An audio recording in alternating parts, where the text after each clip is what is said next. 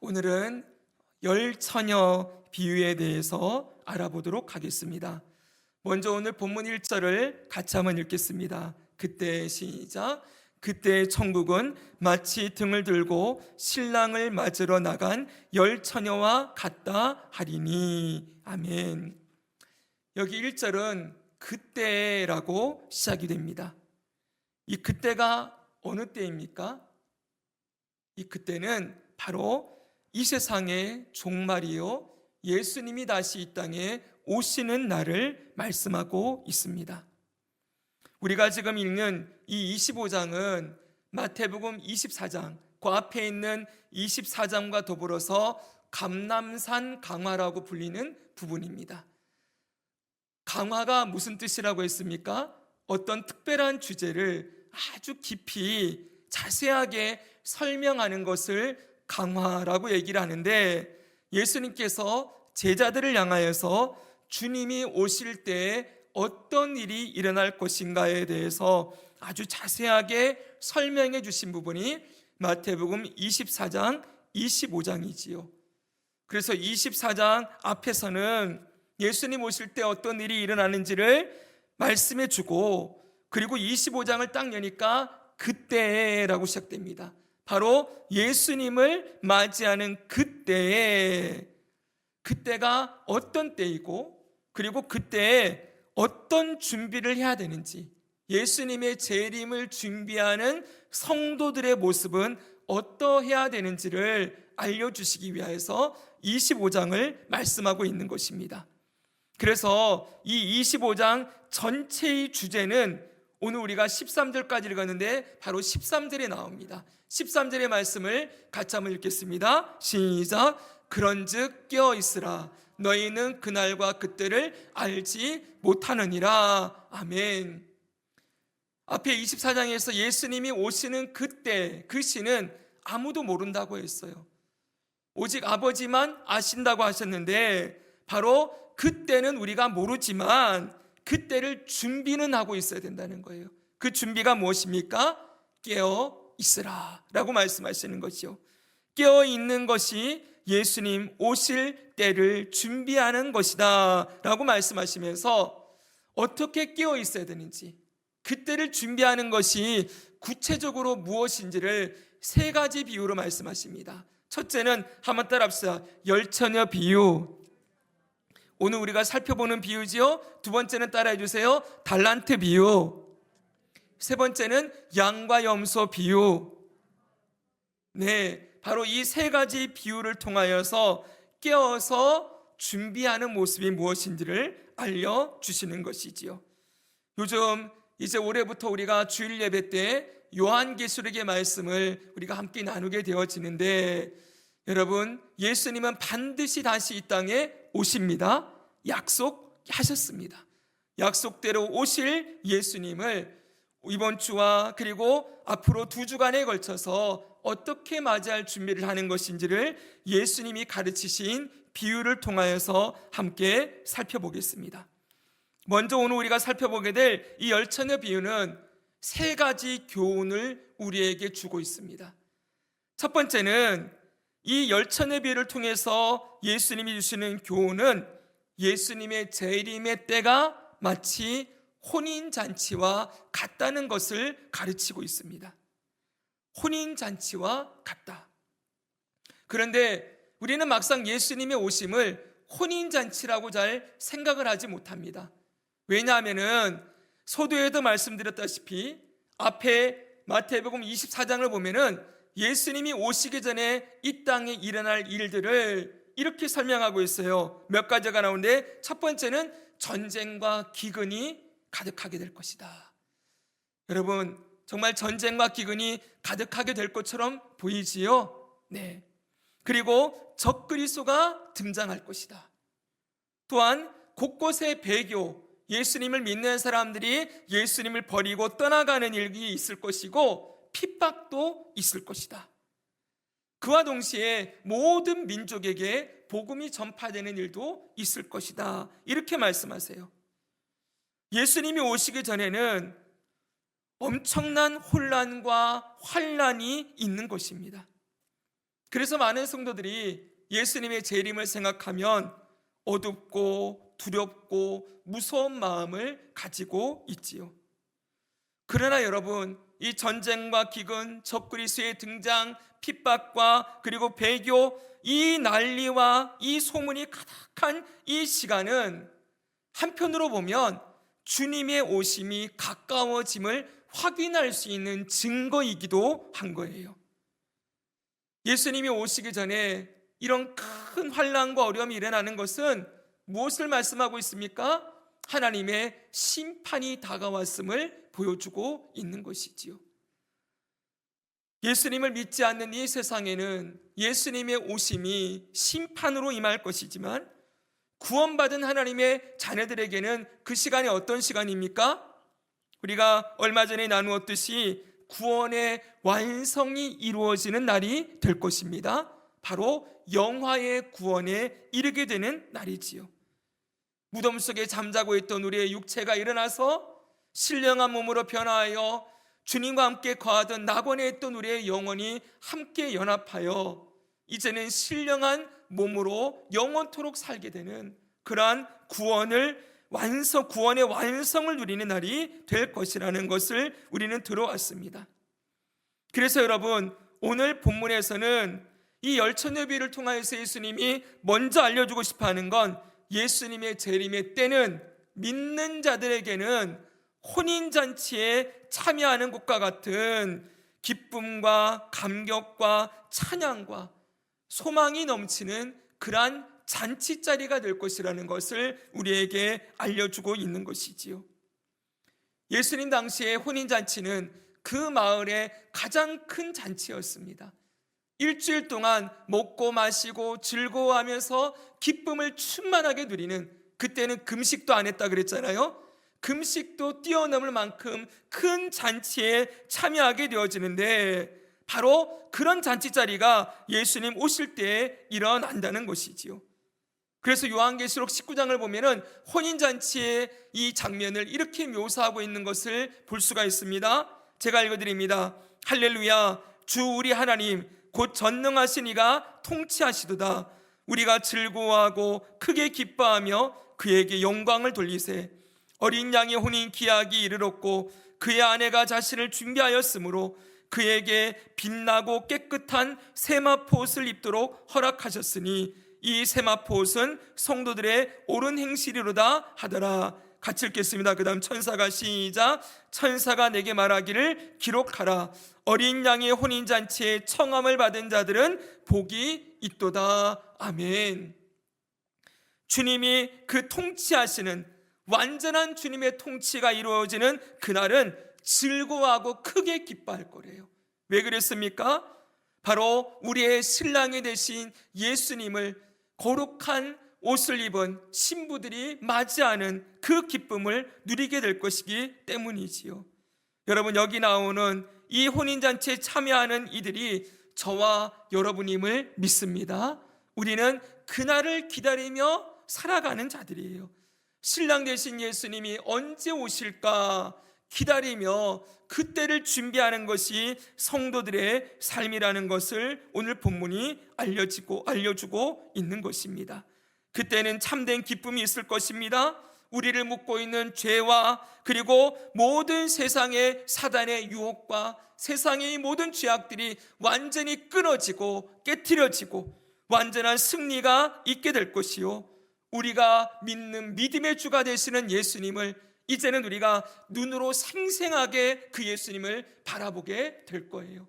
그리고 예수님과 함께 하나님의 보좌 앞에 서서 그 앞에서 14만 4천이 찬양하는 것처럼 구원하심이 보좌에 앉으신 우리 하나님과 어린 양 예수님께 있습니다 라고 찬양하는 그 무리 가운데 우리도 함께 들어가서 주님을 향한 찬양과 감사의 고백을 드리게 될 것입니다.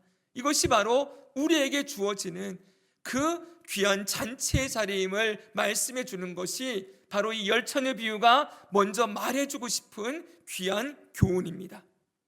그럼 여러분, 이 열천의 비유를 통해서 우리가 알 수 있는 것은 두 번째로 이 비유의 핵심은, 잘 들어야 됩니다. 이 비유의 핵심은 혼인잔치에 들어갈 준비가 되었는지를 점검하라는 거예요.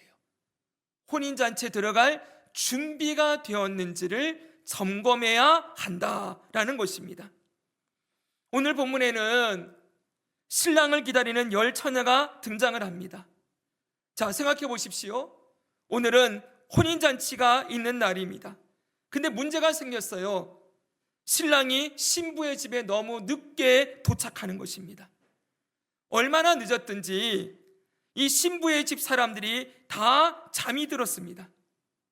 그런데 밤중에 신랑이 도착했다는 소리가 울려 퍼지고 이에 그 10명의 처녀들이 전부 일어나서 그들이 준비한 등불을 들고 뛰어나갑니다. 근데 이때 이 10명의 처녀들이 두 부류로 딱 나눠지는 겁니다. 한 부류는, 중요한 건 10명의 처녀가 등불은 다 가지고 있어요. 근데 한 부류의 처녀, 5명의 처녀는 그 등불을 밝힐 기름이 있고 나머지 5은 등불을 밝힐 기름이 없는 것입니다. 그래서 이 등불이 없는 이들이, 기름이 없는 이 5명이 기름이 있는 5명에게 이렇게 말하는 것을 볼 수 있습니다. 8절 9절을 같이 한번 읽겠습니다. 시작. 미련한 자들이 슬기 있는 자들에게 이르되 우리 등불이 꺼져가니 너희 기름을 좀 나눠달라 하거늘 슬기 있는 자들이 대답하여 이르되 우리와 너희가 쓰기에 다 부족할까 하노니 차라리 파는 자들에게 가서 너희 쓸 것을 사라 하니. 자, 보십시오. 10명의 처녀 가운데 기름이 있는 자 5, 기름이 없는 자 5으로 딱 나눠지는 것입니다. 여기에 바로 이 비유의 핵심이 있습니다. 예수님이 오시는 날이 꼭 이와 같을 것이라는 것을 말씀하는 것이지요. 여러분, 여기서 우리가 하나 짚고 넘어가야 될 게 있습니다. 어려서부터 교회를 다닌 분이라면 누구든 한 번쯤 이 10처녀 비유를 들어보았을 것입니다. 그런데 많은 사람들이 이 10처녀 비유를 생각할 때에 이 비유의 핵심을 여기에 말하는 기름이 무엇인가, 여기에 초점을 두고 이 말씀을 해석하고 드리려고 합니다. 그래서 이 5명의 처녀들이 준비한 기름이 무엇인가, 이것을 자꾸 말하고 싶어 하는 것이지요. 이 기름이 무엇입니까? 기도, 어떤 분은 말씀, 이렇게 얘기할 수 있고요. 많은 분들이 성령의 기름 부으심, 그래서 성령의 충만함을 준비해야 된다, 이렇게도 해석하는 것을 들어보셨을 것입니다. 어떤 분은 이것을 믿음으로 해석하기도 하고, 어떤 분은 말씀에 합당한 삶의 행실로 이야기하기도 하고, 내면의 경건함을 가지고 늘 주님을 바라보는 이 신앙의 모습이 준비되어야 된다, 이렇게 다양하게 이 5명의 처녀가 준비한 기름에 대한 해석들을 하고 있지요. 그런데 여러분, 사실 이 비유는 이 기름이 무엇인가, 이거에 대해서 말씀하고 싶어 하는 게 아니에요. 물론 그런 내용들도 좀 있다고 할 수 있겠지만 그건 사실은 2번째, 3번째 문제이고요. 중요한 건 뭔지 아십니까? 준비가 되었느냐, 이거예요. 신랑을 맞이할 준비를 하고 있느냐. 핵심은 이 기름이 아니고 기름이 준비되었느냐, 준비에 있다는 것입니다. 혼인잔치의 가장 중요한 역할 중에 하나는 신랑 신부가 행전할 때 등불을 밝혀서 그 길을 밝히는 것인데, 그때 불을 밝히는 기름이 준비되었는가. 바로 등불은 있는데 그 안에 기름이 없다면, 이 불을 밝힐 수 없다면 이건 신랑을 맞이할 준비가 되지 않은 것이다. 이 얘기를 지금 하고 싶어 하는 것이지요. 사랑하는 여러분, 오늘 말씀은 기름을 준비한 5처녀를 슬기로운 자라고 얘기를 하고, 준비하지 않은 5처녀를 미련한 자라고 표현하고 있습니다. 여러분, 무엇이 슬기로운 자와 미련한 자를 구분짓는 기준입니까? 준비가 되었는가, 준비가 되지 않았는가 라는 것으로 이것이 나누어진다는 것이지요. 여러분, 여기서 우리가 꼭 알아야 될 것은 이 말씀은 이 세상 사람들을 향하여 하신 말씀이 아니에요. 지금 이걸 감람산 강화라고 했잖아요.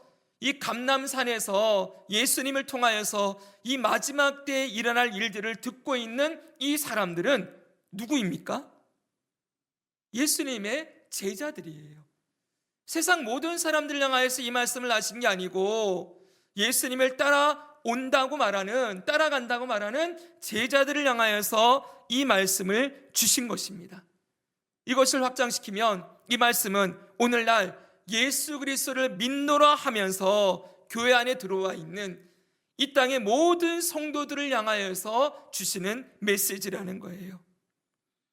앞으로 우리가 살아갈 이 땅 가운데 앞에서 언급한 것처럼 예수님이 반드시 이 땅에 오실 것인데, 그때 온 땅에 기근과 난리와 전쟁이 가득한 시간이 되고 배교와 환난과 적그리스도가 활동하는 일들이 일어나게 될 터인데, 여러분, 이 모든 일들이 주님이 오실 날 영원한 심판이 있음을 보여주는 증거가 되는 것이라고 했지요. 그런데 여러분, 믿는다고 하는 자들에게도 그날은 어떤 날이 되는지 아십니까? 앞에서 말씀드린 것처럼 혼인잔치에 참여하는 기쁨을 누리는 날이기도 하지만, 그날은 여러분 분명하게 믿는 자들에게도 상벌이 주어지는 날이기도 하고요. 잘 들어야 됩니다. 상과 벌이 있음을 분명히 말씀하세요. 그런 날이기도 하고, 또 더 나아가서는 알곡과 쭉정이가 가려지는 날이기도 하다는 거예요. 여러분, 이 말씀은 우리들에게 뭘 말씀해 주고 있습니까? 정말 우리가 예수 그리스도를 믿고 예수님의 다시 오심을 믿고 준비하는 자라면 지금 그 주님이 오심을 준비하는 우리의 삶의 태도가 어떠해야 되는지를 가르쳐주고 있다는 거예요.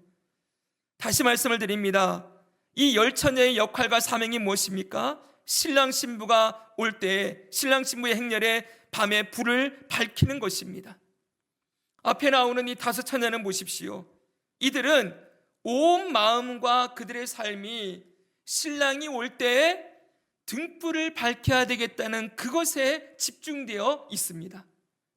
비록 이들도 신랑이 오기 전에 너무 늦게 오니까 잠이 들어 있기는 했지만, 그래도 언제 오셔도 그 신랑을 맞이해서 불을 켤 수 있는 등불과 기름이 다 준비되어 있었던 것이지요. 그런데 여러분, 여기 미련한 다섯 처녀를 보시기 바랍니다. 이들이 어떠합니까?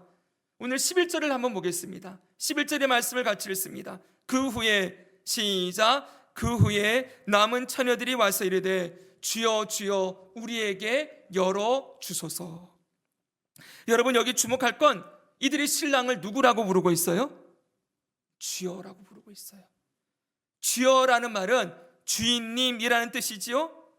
그들은 이 신랑이 주인이라는 것을 고백하고 있어요. 근데 그들에게 이 신랑은 말로만 주인일 뿐이라는 것입니다. 정말 그분이 주인이라면 그 주인을 맞이할 준비를 하는 것이 종의 마땅한 본분이요 사명이 되는 것이지요. 거기에 마음이 있어야 되고 그 주인을 맞이할 준비에 모든 삶이 거기에 초점이 맞춰져 있어야 하는데, 그들은 입으로는 주여 주여라고 하고 있지만 정작 이들의 삶에는 그 주인이 오심이 핵심이 아닌 거예요. 초점이 아닌 거예요. 이 주인의 오심과 상관없이 언제든 오시면 그때 가서 준비하면 되겠지 그러면서 내가 원하는 방식대로 내가 원하는 대로 살아가고 있었음을 여기에서 볼 수가 있는 것입니다. 여러분, 이 말씀은 우리에게 어떤 말씀을 기억나게 합니까? 마태복음 7장 21절, 제가 적진 않았지만 우리 산상수훈할 때 배웠었지요. 나더러 주여 주여 하는 자마다 다 천국에 들어갈 것이 아니요 내 아버지의 뜻대로 행하는 자라야 들어가리라. 이렇게 말씀하신 주님의 말씀을 기억나게 합니다. 겉으로 보기에는 다 교회 안에 들어와 있고, 그리고 입으로는 주여 주여 하는 것 같지만 삶의 초점이 그 주님께 있지 아니한 자들, 겉으로만 주님을 믿는 것 같지만 결국은 속으로는 아버지의 뜻이 아닌 자기 뜻대로 살아가는 자들, 그들을 향한 경고의 메시지를 기억나게 하는 말씀이지요. 그래서 신랑은 이들을 향하여서 이렇게 말하는 것을 볼 수가 있습니다. 12절의 말씀입니다. 대답하여 이르되, 시작. 대답하여 이르되, 진실로 너희에게 이르노니 내가 너희를 알지 못하노라 하였느니라. 아멘. 그들을 모른다라고 하신다고 했어요. 그 마태복음 7장에도 똑같이 말씀하셨지요. 나는 너희를 그들을 모른다 하시고 그들을 내쫓으셔서 슬피 울며 이를 갈게 될 것이다 말씀하시지 않았습니까? 여러분, 무엇을 말씀하고 있는 거예요? 우리도 이렇게 준비 안 되면, 우리도 이렇게 멸망당할 거다, 우리도 천국에 못 들어간다, 이렇게 말하는 게 절대 아니에요. 여러분, 이 말씀 뭘 얘기하는 거예요? 정말 그리스도가 주인이 된 사람은 주인의 오심을 준비하며 살아간다 라고 말씀하고 있는 거예요. 분명히 아시겠습니까? 준비가 안 되면 지옥에 들어간다, 천국 못 들어간다, 이게 아니라고요. 여러분, 정말 예수님이 주인 된 사람은 준비되어 살아간다. 그러므로 이런 준비를 너희들이 해야 한다라고 가르치는 거예요. 여러분, 처음 하나님 나라 백성이 된 사람에게 주님이 가르치시는 거예요. 이제 막 예수님을 따라오려고 하는 제자들을 향하여서, 얘들아, 너희가 이제 천국 백성이 됐지? 그럼 너희는 이제부터 다시 올 예수님의 오심을 준비하며 깨어 있어야 된단다. 너희들은 준비된 자로 살아야 되는 존재들이다 라는 걸 가르치고, 이 준비된 삶으로 우리를 초청하는, 제자들을 초청하기 위하여서 이 말씀을 가르치고 있다는 거예요. 분명하게 핵심을 아시겠습니까? 여기 나오는 미련한 다섯 처녀는 누구를 보여주고 있는 거예요? 주인이 바뀌지 않은 사람들을 얘기하고 있는 거예요. 겉모양으로는 주여 주여 해서 예수님을 믿는 것처럼 보이지만 결국은 자기가 주인이라는 것을 뭘로 보여준다는 거예요? 마지막 때에 주님 오실 때 아무런 준비가 안 되어 있는 것으로 그들의 주인이 주님이 아닌, 예수 그리스도가 아닌 내가 주인이었음을 보여주는 증거가 된다는 것이지요. 다시 거꾸로 얘기하면 예수님이 주인 된 자는 반드시 준비된 모습으로 살아간다. 그러므로 우리도 주인이 바뀐 자로서 이런 준비를 하며 살아야 한다라고 가르치고 있는 거예요. 사랑하는 여러분, 오늘 저와 여러분의 삶의 방향과 목적이 어디에 있는지를 점검하기를 원합니다. 여쭤보겠습니다. 정말 예수님이 다시 오심을 우리는 기다리는 마음이 있습니까? 정말 주님이 이 땅에 오셔야 합니까? 네, 정말 오셔야 합니다. 여러분, 이번에 이란에 폭동이 일어나서 오늘 뉴스를 들으니까 수많은 사람들이 1,000명, 2,000명까지도 얘기하는 것 같아요. 아주 학살이 일어나고 있다라고 얘기하는 엄청난 소식을 지금 우리는 듣고 있습니다. 저 멀리 지구 저쪽에 있는 나라에서 일어나는 일이라 그래서 아무 상관이 없다 이러고 있을 수가 없지요. 여러분, 이 땅이 어떠한 세상이 됐습니까? 자기의 이념과 자기의 가치와 자기의 이익에 부합하지 않는 사람들을 마음껏 죽고 죽이는 이 폭력과 강탈과 억압이 가득한 세상이 되어 있지 않습니까? 여러분, 이게 예수님 잘못입니까? 사람들은 말을 해요. 왜 하나님이 계시다면 이 땅에 이런 악을 허용하고 계시는가? 하나님이 왜 이때 이럴 때 개입하지 않으시는가? 라고 얘기를 하지만 여러분, 사실 그건 말도 안 되는 소리지요. 하나님이 개입 안 하셔서 세상이 이렇게 됐습니까? 인간이 하나님을 반역하고 하나님을 거부하기 때문에 이런 세상을 만들어 놓은 것 아니겠습니까? 죄는 내가 지어놓고 왜 이 죄를 고쳐주지 않습니까? 라고 하나님께 항변하는 것은 말도 안 되는 이야기지요. 사랑하는 여러분, 이런 세상에 누가 오셔야 됩니까? 예수님이 오셔야 합니다. 사람들은 사람 하나가 바뀌고 정치인 하나가 바뀌고 그리고 어떤 사회 시스템이 바뀌면 이 세상이 변할 거라고 생각하지만 절대 아니에요. 여러분, 아무리 탁월한 지도자를 세워놓아도 그도 결국은 하나님 앞에 죄인일 뿐이지요. 그 주변에 모이는 사람들도 여러분 죄인일 뿐인 거예요. 이 땅에 완전한 선도 없고 이 땅에 완전한 정의와 정의가 이루어질 수 없습니다. 주님이 오시는 것밖에는 이 땅이 고쳐질 수 있는 방법이 없는 것이지요. 여러분, 이런 상황을 보면 볼수록 우리는 뭘 구해야 됩니까? 주 예수여 어서 오시옵소서. 예수님 언제 오시렵니까? 라고 주님을 부르며 주님이 오실 길을 깨어서 준비하는 것이 마땅한 그리스도인의 본분이요 태도라는 것을 말씀해 주고 있는 것입니다. 사랑하는 여러분, 모든 성도의 삶의 목적은 예수님 만날 준비를 하며 사는 거예요. 오늘날 교회를 바라보면 너무나 안타깝게도 그분의 오심을 또한 그분을 맞이할 준비는 전혀 마음에 여러분 생각하지 아니하고 그냥 예수님 믿는 것을 예수 잘 믿고 복 많이 받고 이 땅에서 건강하고 장수하고 내 자식들 좋은 대학 좋은 직장 들어가고 나이가 들어서 잘 준비된 노후를 즐기면서 무병장수하며 살다가 죽는 것에 삶의 목적을 두고 매일 구하는 것이 그런 것만 구하는 분들 있습니다. 물론 여러분 그거 구해야 됩니다. 이 땅을 살 때 몸이 아플 때 건강함을 구해야 하고 돈이 없을 때 주님께 돈을 달라고 기도해야 합니다. 필요한 것을 구하는 것 그거 나쁜 거 아니죠 여러분. 그런데 중요한 건 그리스도인은 거기만 머물러 있는 자가 아니지요. 주님의 다시 오심을 준비하는 것 거기에 우리의 삶의 목적이 있어야 된다는 거예요. 왜 먹니? 왜 건강해져야 되니? 왜 하나님께서 우리에게 그것을 줘야 되니? 라고 물으셨을 때 주님 제가 건강한 몸을 가지고 주님의 오심을 준비하는 자로 살기 원합니다. 주님께서 주시는 것을 잘 먹고 잘 누리면서 이 주님이 이 땅에 오실 날들을 위하여 주 예수 그리스도를 증거하고 예수님의 사랑을 나누는 일에 제가 쓰임받으며 살기 원합니다. 여러분 분명한 목적이 있어야 되는 거예요. 그런데 이것이 없기 때문에 기독교를 믿는데 예수를 믿는다고 하는데 여러분 저 불교나 힌두교나 저 무속신앙이나 저 무당을 따라가는 사람과 똑같이 여러분 구하는 것을 보면 똑같은 것을 구하고 살아가는 삶의 방식도 전혀 차이가 없는 것이지요. 사랑하는 여러분 절대 그렇게 살 수 없습니다. 왜냐하면 우리는 주님 앞에 설 날을 분명히 알고 있고 그날이 반드시 올 것이라는 것을 우리는 알고 준비하는 사람들이기 때문에 그렇습니다. 그럼 여러분 어떤 준비를 해야 되는지 이건 여러분 구체적으로 그 다음에 나오는 거예요. 오늘 우리가 열처내비를 봤잖아요. 이거는 기름이 준비하는 핵심이 아니라 그랬죠. 준비해야 된다라는 것이 핵심입니다.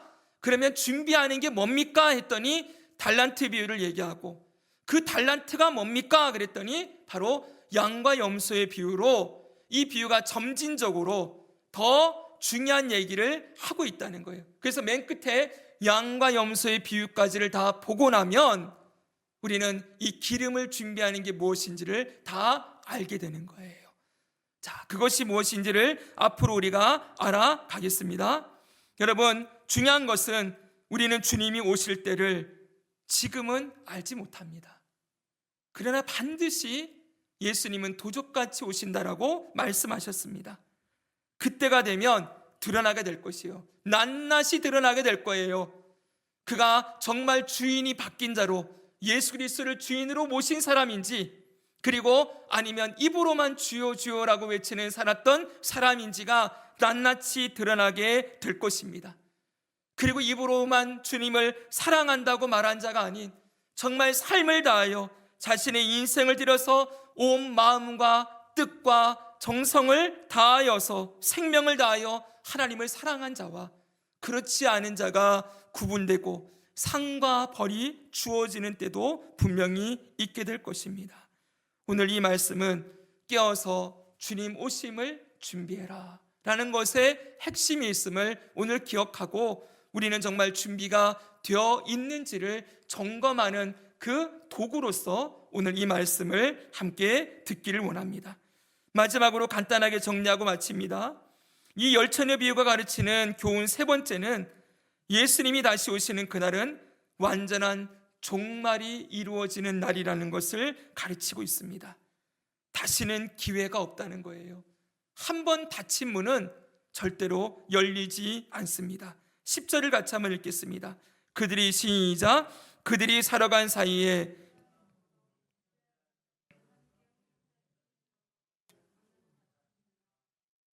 아멘.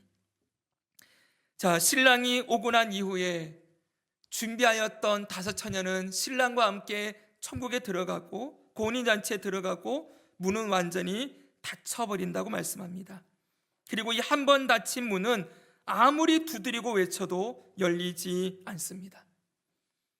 우리가 이번 주에 새벽 예배 때 창세기 말씀을 계속 보고 있는데 노아 홍수 때 일어났던 그 말씀을 지금 보고 있어요. 노아 홍수 때 수많은 사람들이 그 방주의 문을 두드렸을 것입니다. 그러나 그 문은 절대 열리지 않았습니다.